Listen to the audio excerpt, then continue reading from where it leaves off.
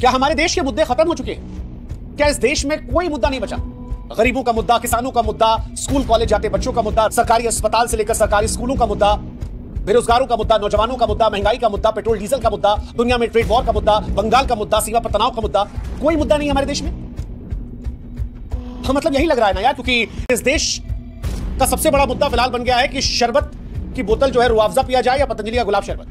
सबसे बड़ा सवाल यह है कि हिंदू शरबत या फिर सेकुलर शरबत। यह है कि हिंदू शरबत या फिर सेकुलर शरबत। हंसी भी आती है और रोने का भी मन करता है कि हमारे देश में क्या तमाशा बन गया है। और उससे ज्यादा रोना इस बात कर आता है कि ये जो बहस का मुद्दा है, ये जीतू नंदू किसी चाय की दुकान पर नहीं कर था। हमारे देश के बड़े बिजनेसमैन पढ़ रखा था बाइबल के अंदर, और हमारे देश का बुद्धिजीवी वर्ग। और इसीलिए मन में सवाल आता है कि क्या देश का बुद्धिजीवी वर्ग इतना पतन कर चुका है कि अब शरबत की सियासत में उलझ गया है। लेफ्ट और राइट का जो नंगा नाच चल रहा है शरबत की जंग में, वो शर्मसार करने वाला है। बेशक एक तरफ लेफ्ट है जो रुआवजा को सेकुलरिज्म का ताज पहनाकर हर उस शख्स को संघी करार दे रहा है जो इसे नहीं पी रहा। उनके लिए रुआवजा सिर्फ शरबत नहीं है, बल्कि गंगा जमुनी तहजीब का प्रतीक है। अगर आपने पतंजलि का शरबत चुना तो फिर आप फासीवादी या सांप्रदायिक कहलाए जाएंगे। सोशल मीडिया पर इनके शरबत प्रेमी रुआवजा की बोतल के साथ खूब सेल्फी डाल रहे हैं, मानो जैसे कोई बहुत बड़ा क्रांतिकारी कदम। अरे भाई, ये शरबत है या कोई विचारधारा की जादुई छड़ी? और क्या इसे पीने से गरीबी, बेरोजगारी, महंगाई सब मिट जाएगी? सारी समस्याएं छोटी हो जाएंगी? क्या इस देश के बुद्धिजीवी वर्ग को कोई और मसला नहीं मिला? रुआवजा की बोतल रख के हाथ में ग्लास लेके फोटो डालने लगे। चिरकुटाई की भी सीमा होती है।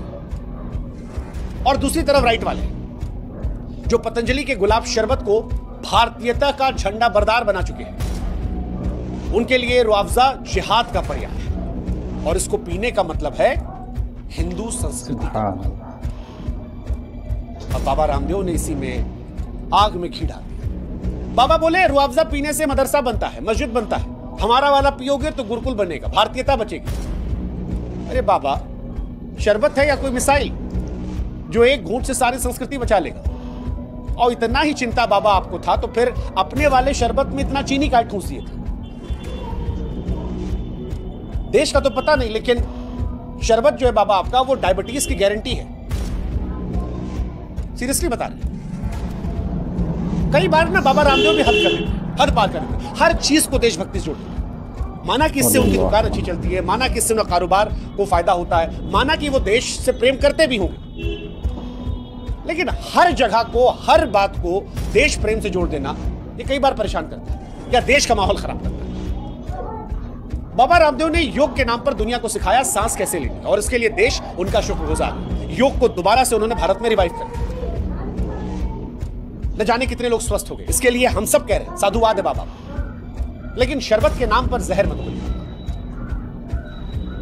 रुआवजा टॉयलेट क्लीनर है, क्या है मतलब? इसका मतलब क्या है? क्या आपकी पतंजलि की फैक्ट्री में गुलाब की पंखुड़ियां जो है वो स्वर्ग से टपकती हैं?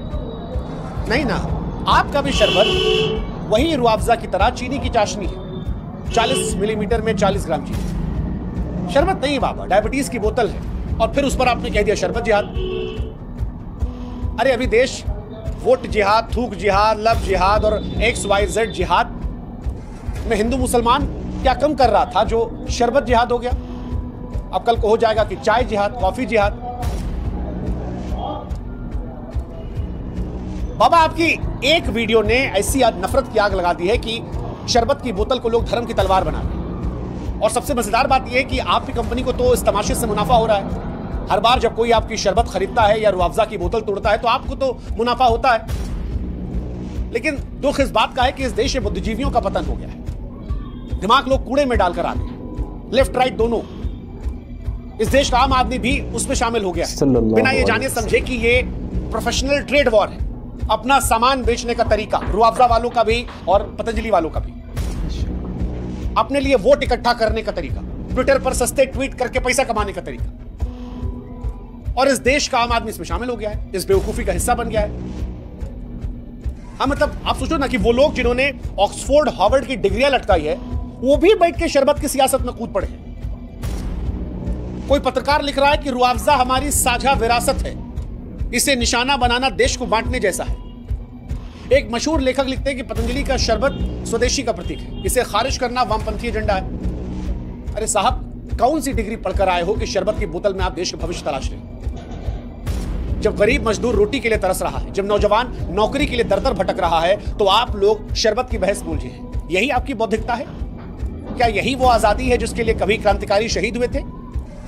शर्म नहीं आती आप लोग को? जब आपकी टाइमलाइन पर शरबत की सेल्फी ट्रेंड कर रही, सोचिएगा उस वक्त कोई मजदूर भूखा सो रहा था। इस शरबत के मुद्दे के बीच में आपने देश के असल मुद्दे गायब कर दिए और शरबत की आड़ में देश का अपमान कर दिया। हाँ जी, 2024 में 6 करोड़ लोग रोजगार की तलाश में थे, सरकार के पास जवाब नहीं था। महंगाई से मध्यम वर्ग परेशान है, दूध 70 रुपए लीटर है, तेल जो है वो महंगा हो गया है। शिक्षा का हाल ये है कि प्राइवेट स्कूलों में पढ़ाना क्या ही कहा जाए, सरकारी स्कूलों की हालत आप सब जानते हैं। अस्पतालों का भी यही हाल है। देश के किसी बड़े अस्पताल में चले जाइए, सरकारी अस्पतालों में लाइन इतनी लंबी है और प्राइवेट अस्पतालों का खर्च इतना ज्यादा है कि आपको देखकर डर लग जाता है। और सांप्रदायिक सौहार्द, वो तो बंगाल, यूपी, हरियाणा में हर हफ्ते दंगों की आग में चलता रहता है।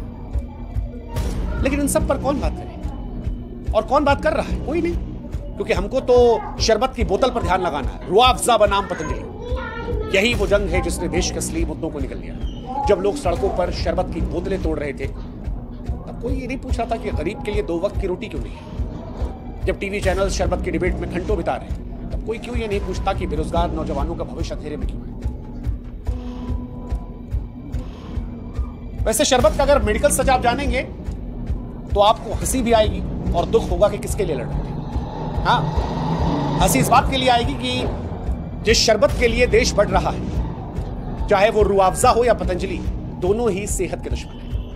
रुआवजा में 87.8% चीनी, यानी एक घूंट में आपका आधा दिन का शुगर अकुटा खत्म। और पतंजलि गुलाब शरबत, उसमें तो इससे भी ज्यादा चीनी है। नाम गुलाब का, काम डायबिटीज का। कई सारे डॉक्टर्स ने रिसर्च की है और वे कहते हैं कि चीनी जो है वो सिगरेट से ज्यादा खतरनाक है।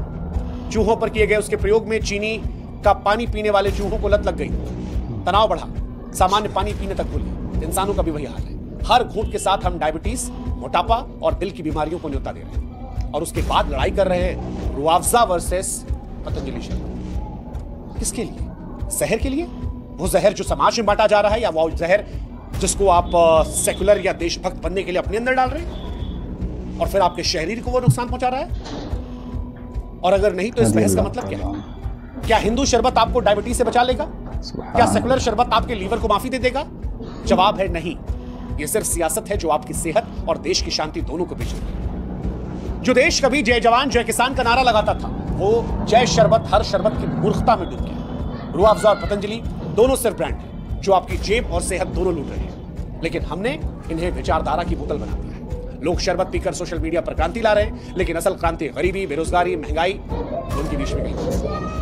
अब चाहे लेफ्ट हो या राइट, बाबा रामदेव हो या रुआवजा के मालिक, सब इस तमाशे के कारोबार में बराबर की गुनाह है। और सबसे बड़ा गुनाह वो हम जैसे लोगों का है जो इस बेवकूफी का हिस्सा है। इसलिए अगली बार जब आप शरबत की बोतल उठाएं तो जरा सोचेगा कि क्या ये वाकई में आपकी प्यास बुझाएगा या ये सिर्फ नफरत और मूर्खता की प्यास बढ़ाएगा। देश को शरबत की नहीं, शांति की जरूरत है। गरीब को रोटी चाहिए, नौजवान को नौकरी, गरीब बच्चों को स्कूल। लेकिन अगर हम शरबत की सियासत में उलझे रहे तो बचेगा सिर्फ एक मजाक, वो मजाक जो हमने अपने देश का बना दिया। जागिए, वरना ये शरबत की बोतल हमें आपको डुबो देगी। सेहत, शांति और सम्मान सबके साथ। हैरानी होती है जब ऐसी खबरें हमारे सामने आती हैं कि हमारा देश किस ओर अग्रसर हो रहा है। जिन लोगों का काम था कि देश को आगे बढ़ाएं, देश की उन्नति में कुछ अपना योगदान दें, लेकिन ऐसे बाबा लोग जो इनका काम है तो बाबा, लेकिन वो अंदर से व्यापारी हैं। उनका काम है अपनी चीज़ों को बेचना, अपनी चीज़ें जो है, उनका सामान है, जो प्रोडक्ट है, उसको बेचें। इसमें कोई हर्ज नहीं है, हर आदमी अपना काम करता है। लेकिन वो जिस अंदाज से जो उनका बेचने का तरीका है वो बहुत गलत है। एक शरबत है, वो खाने पीने की चीज़ है, वो हिंदू ना है ना मुसलमान की है। जो उसको ख़रीदेगा, जो पसंद करेगा, इस्तेमाल करेगा। लेकिन बाबा रामदेव जी ने किस अंदाज से उस चीज़ को पेश किया है कि शरबत जो रुआवजा शरबत है उसको मुसलमानों को बताया, और उनका कुछ है वो गुलाब वाला, मेरे ख्याल से पता नहीं क्या, उसको बताया कि हिंदू शरबत है। मतलब इस तरीके की बातों से क्या हासिल होगा देश को? कमाल की बात है।